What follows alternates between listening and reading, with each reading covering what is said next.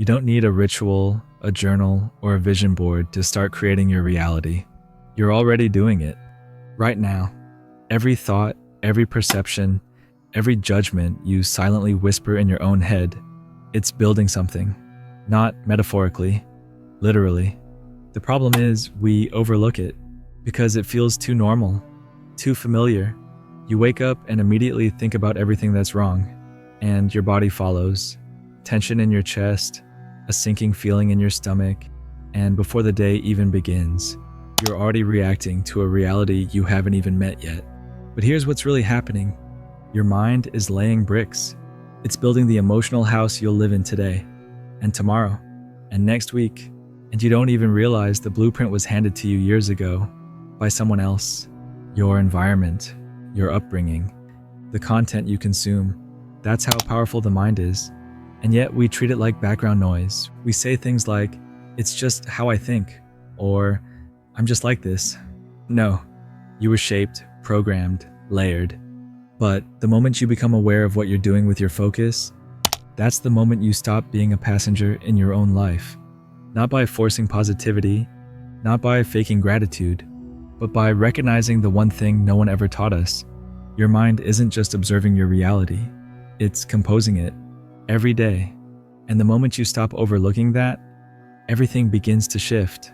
We were raised to believe that thinking is something passive, like it just happens in the background while life unfolds in front of us. But the truth is, your thinking isn't passive at all. It's not background noise, it's the command center. Your mind doesn't just watch life, it filters it, interprets it, gives it meaning, and then quietly tells your nervous system how to react. And that's where things get slippery. Let's say you walk into a room and someone looks at you. If your mind is wired for self-doubt, it instantly generates a thought, they're judging me.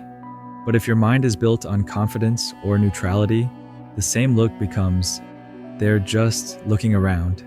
Same moment, two different realities. So which one is true?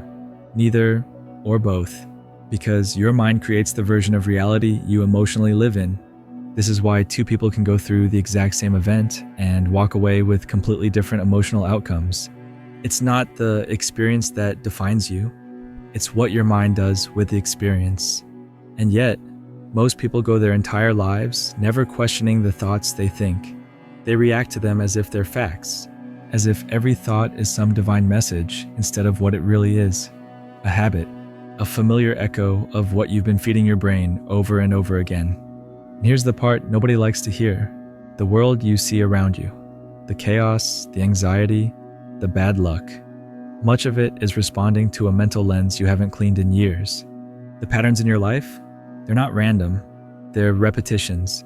And repetition is the mind's way of saying, I believe this is what you want to keep experiencing. Not because it's true, but because it's familiar. So if you're constantly stressed, stuck, or unsatisfied, it's not just life being unfair.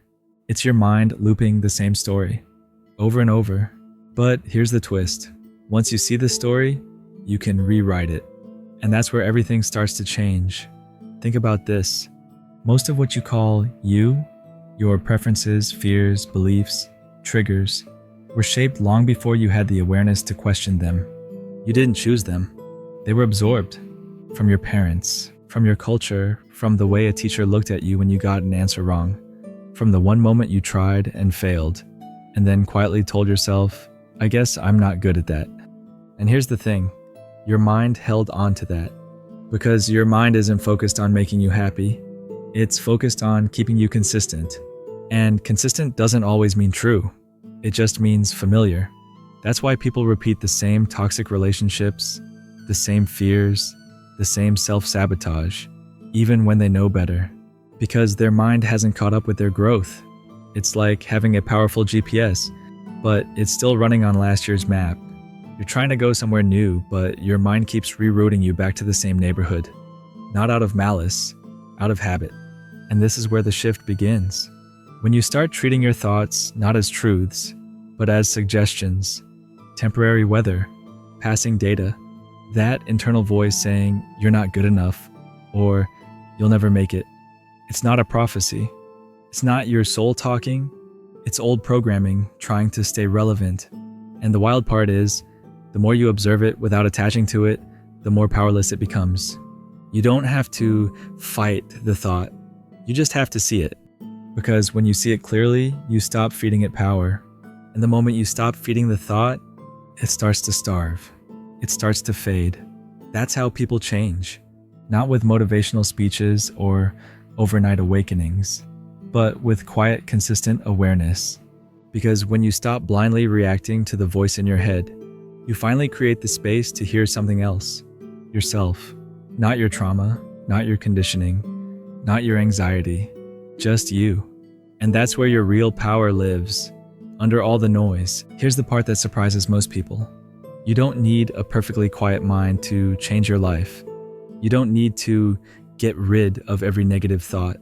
That's not how the mind works. And honestly, it's not how you work either. The key isn't control, it's relationship. When you realize your mind is just trying to protect you, even when it's being negative, anxious, or overly critical, you start to shift out of resistance and into understanding.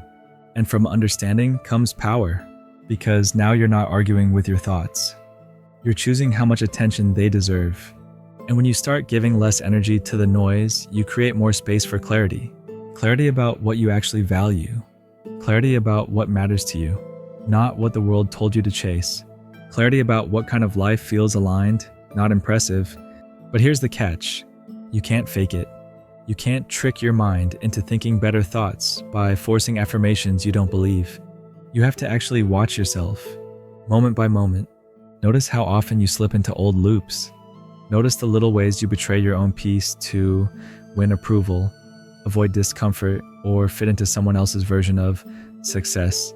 Because those tiny moments, they compound. They're not small. Every time you pause and choose presence over panic, every time you breathe instead of spiral, every time you question a thought instead of letting it control your day. That's a new neural path being carved. That's you rewiring the program. This is the real inner work. Not a big explosion, not a dramatic breakthrough, just small, consistent awareness.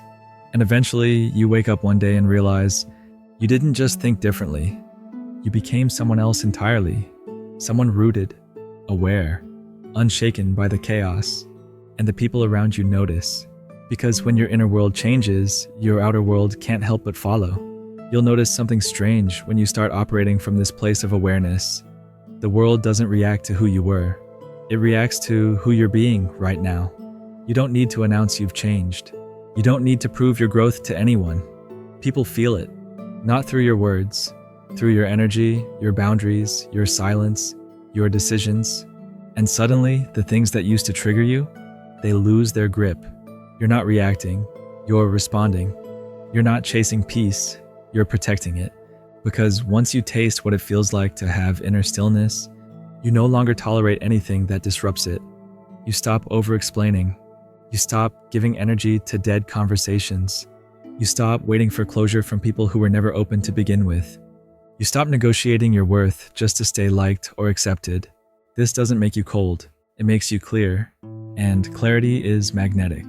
You'll see it in the way people respect your time more, in how new opportunities align with your energy instead of your old desperation, in how you no longer feel drained just existing in your own life. You're no longer outsourcing your worth to someone else's reaction. You're not seeking peace, you've become it. And that's when everything really starts to shift. Not because life suddenly got easier, but because you stopped resisting yourself. You stopped swimming against your own current. And instead, you started flowing with it. And in that state, the right people come, the right doors open, the pressure lifts. Not because of magic, but because you finally stepped into alignment with the person you were always meant to be. Before the world told you who to become. The world constantly tells you that the solution is out there. Another habit, another product, another 10-step routine. But if that were the answer, wouldn't you already feel whole? Truth is, what most people are missing isn't a routine. It's a relationship with themselves. They're disconnected from their own emotional signals. They're constantly performing, not realizing that in doing so, they're reinforcing the belief that who they really are isn't enough. And so, the cycle continues. They wake up, scroll, compare, rush, prove, collapse, only to do it again the next day. Not because they're lazy or unmotivated, but because they're exhausted from being someone they're not. Let's call it what it is: spiritual burnout. You're tired of improving. You want to feel like you, but no one teaches you how to actually meet yourself again after years of being shaped by everyone else. This is why presence matters so much. It's not just about mindfulness or meditation. It's about reconnecting with your own signals, your intuition, your boundaries, your truth, not the one you inherited, but the one you uncover when you finally stop running. And no, this doesn't mean you'll suddenly become a monk in the mountains. It means you'll walk into your regular life, work, relationships, family, but now you're grounded. Now you know where you end and the world begins. Now you know how to feel something without being swallowed by it. And that subtle shift, that's the game changer. Because when you're anchored internally, you stop needing external chaos to give you a sense of motion. You stop chasing people who don't see you. You stop waiting for a perfect day to give yourself permission to feel good. You stop reacting and start responding from a calm place, from your center, from power, not panic. That's not just mental health. That's spiritual maturity. That's emotional freedom. And most importantly, that's the version of you that's been buried under all the noise, quietly waiting for you to return. The world constantly tells you that the solution is out there. Another habit, another product, another 10-step routine. But if that were the answer, wouldn't you already feel whole? Truth is, what most people are missing isn't a routine. It's a relationship with themselves. They're disconnected from their own emotional signals. They're constantly performing, not realizing that in doing so, they're reinforcing the belief that who they really are isn't enough. And so the cycle continues. They wake up, scroll, compare, rush, prove, collapse, only to do it again the next day. Not because they're lazy or unmotivated, but because they're exhausted from being someone they're not. Let's call it what it is: spiritual burnout. You're tired of improving. You want to feel like you, but no one teaches you how to actually meet yourself again after years of being shaped by everyone else. This is why presence matters so much. It's not just about mindfulness or meditation. It's about reconnecting with your own signals, your intuition, your boundaries, your truth, not the one you inherited, but the one you uncover when you finally stop running. And no, this doesn't mean you'll suddenly become a monk in the mountains. It means you'll walk into your regular life, work, relationships, family, but now you're grounded. Now you know where you end and the world begins. Now you know how to feel something without being swallowed by it. And that subtle shift, that's the game changer. Because when you're anchored internally, you stop needing external chaos to give you a sense of motion. You stop chasing people who don't see you. You stop waiting for a perfect day to give yourself permission to feel good. You stop reacting and start responding. From a calm place, from your center, from power, not panic. That's not just mental health. That's spiritual maturity. That's emotional freedom. And most importantly, that's the version of you that's been buried under all the noise, quietly waiting for you to return. When you finally let go of who you think you're supposed to be, you start seeing the world through different eyes. Not because everything changed, but because you did. You're no longer holding your breath for someone to validate your journey. You're no longer stuck in that invisible loop of, once I fix this, then I'll be okay. You start realizing that this moment, this feeling, this breath is part of the healing too. Letting go doesn't mean giving up. It means releasing your grip on what you can't control and coming home to what you can. And what you can control is how present you are with yourself. That version of you who's always been waiting quietly in the background. The one that didn't need a title or applause.